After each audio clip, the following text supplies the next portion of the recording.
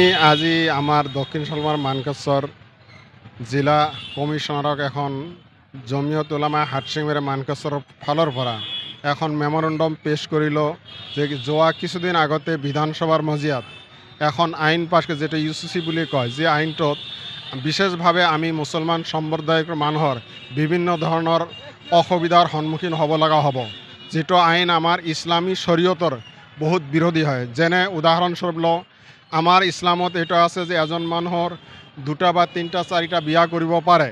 এই কানুনটোৱে আমাৰ এইটোৰ পৰা একদম লাগাম লাগি যাব যে আমি কোনো পদ্ধতিতে কোনো মানুহৰ দ্বিতীয় বিবাহ কৰিব লগা হ'লে বিবাহ কৰিব নোৱাৰিব। এনেধৰণৰ কোনোবাই মানুহৰ যদি মহিলাক তালাক দিব লাগে, যাৰ কাৰণে মহিলাৰ জৰিয়া পুৰুষৰ বিভিন্ন ধৰণৰ নিৰ্যাতনৰ বলি হয়, তাৰ পৰা ৰেহাই পোৱাৰ ৰাস্তাটো ব্লক হৈ যাব, বন্ধ হৈ যাব। সেইকাৰণে আমি এই কানুনটো কোনো পদ্ধতিতে মানি ল'ব নোৱাৰোঁ। এনেধৰণৰ সম্পত্তিৰ ক্ষেত্ৰতো আমাৰ ইছলামে দিছে যে ল'ৰা আৰু ছোৱালীৰ ক্ষেত্ৰত ল'ৰা দুগুণ সম্পত্তিৰ অধিকাৰ হ'ব আৰু ছোৱালী এগুণ সম্পত্তিৰ অধিকাৰ হ'ব। কিন্তু এই কানুনটোৱে ল'ৰাৰ যেটো বা পুৰুষৰ যেটো অধিকাৰ যে বিলকুলভাৱে খৰ্ব কৰি দিব।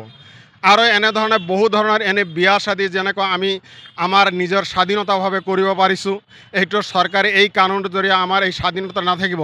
চৰকাৰৰ ঘৰত পঞ্জীয়ন হ'বই লাগিব। যদি পঞ্জীয়ন নহয় তেনেহ'লে কোনো মানুহ বিয়া কৰিলে তাৰ কাৰণে পঞ্জীয়ন যদি কোনো কাৰণত কৰিব নোৱাৰে, তেনেহ'লে বিভিন্ন ধৰণৰ হাৰাশাস্তিৰ সন্মুখীন হ'ব পাৰে।